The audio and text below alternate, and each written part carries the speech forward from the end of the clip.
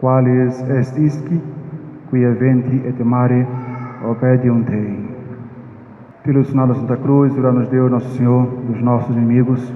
Em nome do Pai, do Filho e do Espírito Santo. Amém.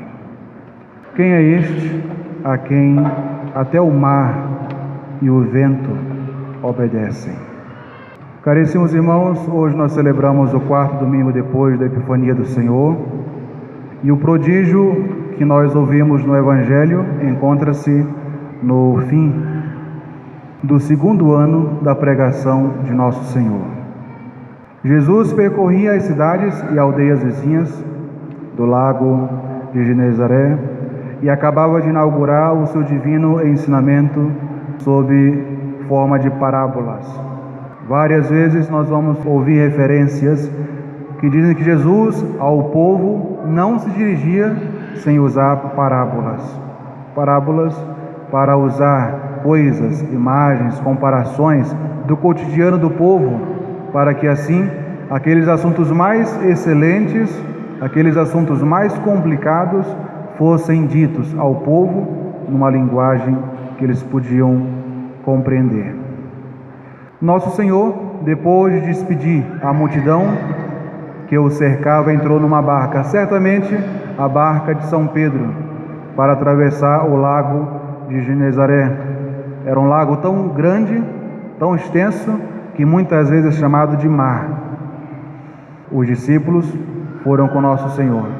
Já afastado, o Salvador começa a cochilar, dorme dentro da barca. Um piedoso comentador disse que o Salvador tinha 3 tipos de retiro. Sempre quando a multidão o comprimia, quando a multidão o sufocava, Nosso Senhor procurava um desses 3 retiros: ou a barca, ou a montanha, ou o deserto. Seguiam Nosso Senhor os seus discípulos, atraídos pela suavidade de seus discursos e pela admiração das suas obras. Parece que, além da barca de Nosso Senhor, outras barcas também acompanhavam Jesus nessa travessia. Porém, durante a travessia levantou-se uma violenta tempestade. Aqueles homens entraram em desespero, pois a tempestade parecia não ser natural. Segundo alguns escritores, era uma tempestade levantada por ação do demônio, mas, segundo São Tomás de Aquino, foi levantada esta tempestade pela própria vontade do Senhor, porque, sabendo o que faria, quis daquele modo experimentar a fé de São Pedro e dos demais apóstolos, não porque Jesus não a conhecesse, mas porque ele queria que eles mesmos reconhecessem que grau de fé eles possuíam no Salvador. Do mesmo modo, caríssimos irmãos, Deus permite que as perseguições contra a igreja aconteçam justamente para experimentá-la, ou melhor, para nos experimentar. Assim como as tentações e prova que nos envia, muitas vezes são, na verdade, suas visitas, às vezes extremamente tentações rudes, perigosas, para mostrar em seguida o seu divino poder ao agir em nossa vida, restabelecendo a tranquilidade e a paz no momento que mais lhe apraz. Mas por que Jesus dorme? Jesus podia experimentar a fé desses homens de diversos modos. Por que ele decidiu dormir? Bom, Jesus é verdadeiro Deus, mas também é verdadeiro homem. Estava cansado, estava fatigado das suas pregações, das suas andanças, das suas vigílias.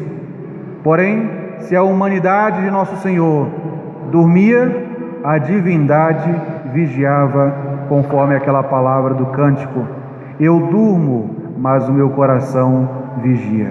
O Senhor quis, portanto, dormir naquele momento, primeiro, para mostrar que tinha realmente revestido a nossa natureza humana. Jesus não era uma fantasia, um boneco. Ele era, de fato, um homem, sujeito ao cansaço, à fome, à sede, aos sentimentos, como nós vamos ver tantas vezes, a ira, quando expulsa os vendilhões, quando rebate algumas críticas dos judeus. Nosso Senhor é homem de verdade, é um como nós, sem diminuir em nada o que ele tem de divino.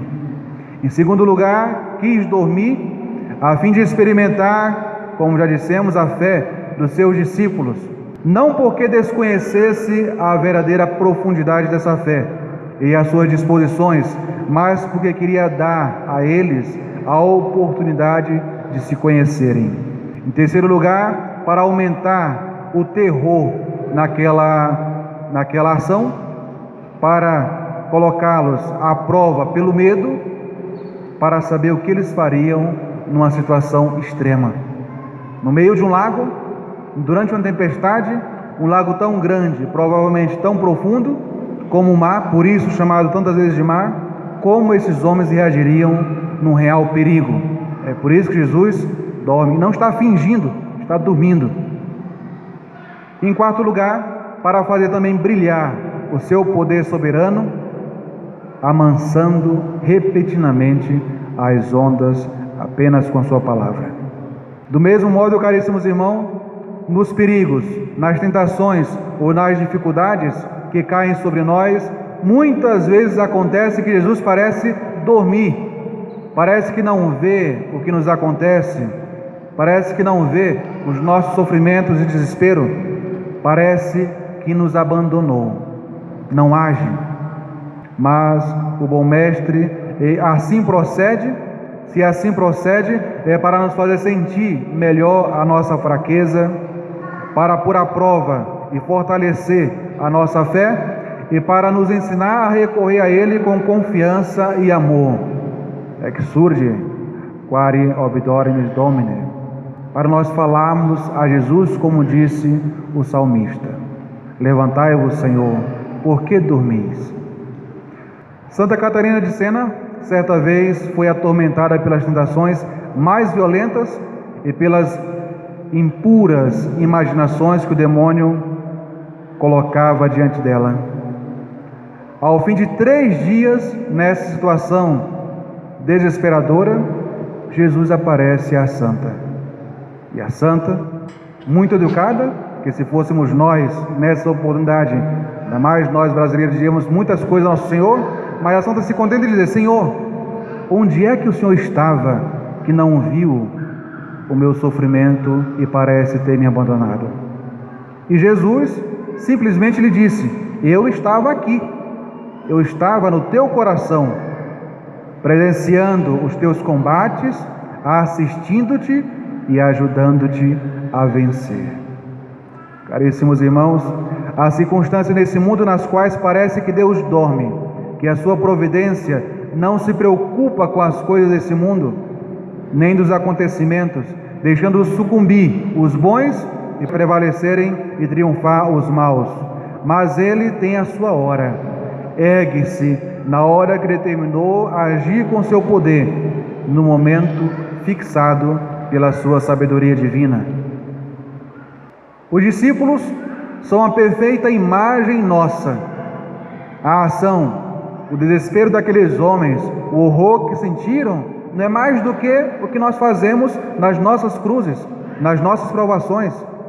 Aterrados perante o perigo iminente que se viam, acorrem pressurosos ao nosso Senhor, o acordam, aproximam-se dele, fazendo esse grito de desespero: salvai-nos, Senhor, pois perecemos, pois afundamos. E Jesus então os repreende, mas é uma repreensão amorosa.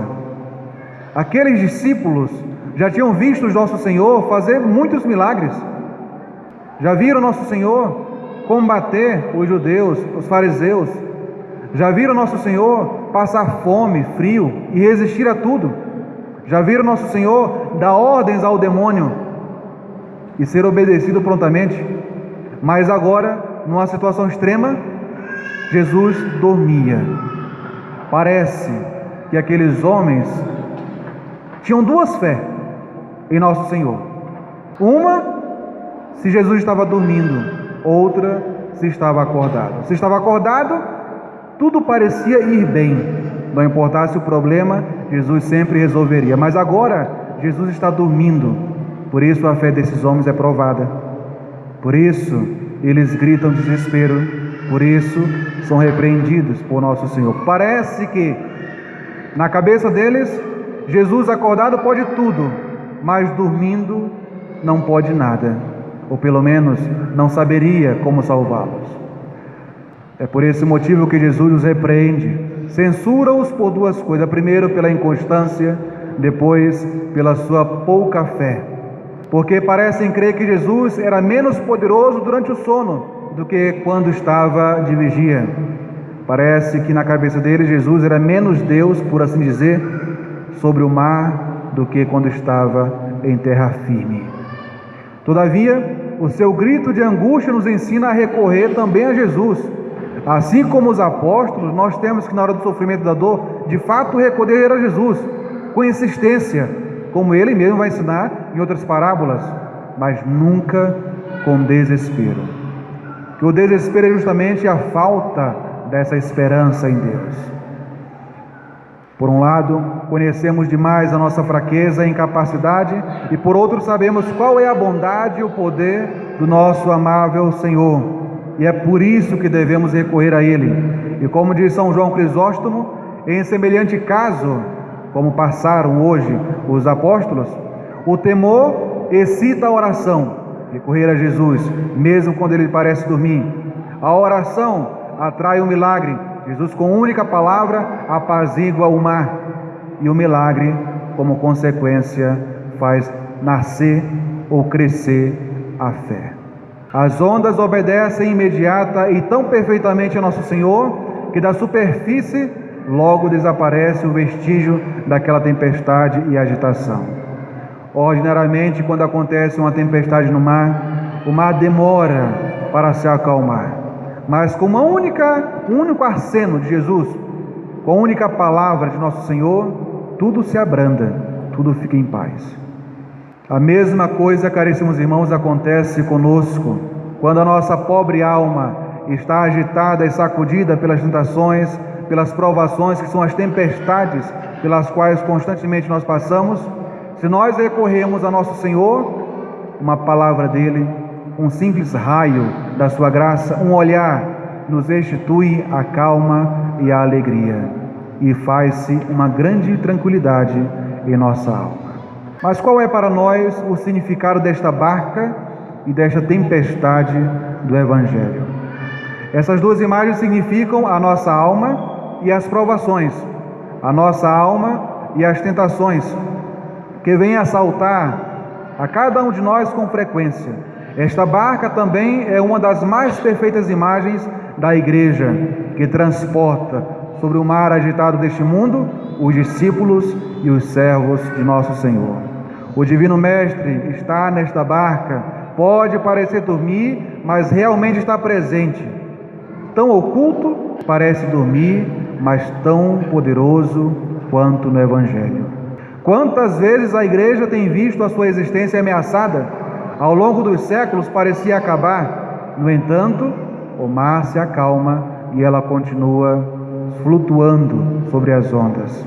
Quantas perseguições, ou cruentas e declaradas, ou surdas e hipócritas, mas a Igreja conhece o poder daquele que vela, o poder daquele que está dentro dela. Quando parece dormir, porém, torna sempre possível, sempre cumpre aquela sua promessa: eu estarei convosco todos os dias, até a consumação dos séculos. Por isso, caríssimos irmãos, a Igreja invoca Nosso Senhor, e Ele apazigua repetidamente as suas tempestades, ou a deixa seguir o seu curso, e a barca ameaçada, mesmo assim, não afunda. Quantos imperadores, quantos reis se levantaram, quantos governos abalaram as estruturas da Igreja, mas passaram e a Igreja continua. Nos assaltos e combates do mundo, a Igreja vai se purificando como ouro no fogo e se fortalecendo. As provações dão à Igreja mais ocasiões de aumentar a sua glória e a sua força, porque permanece sempre firme, invencível, inabalável na fé.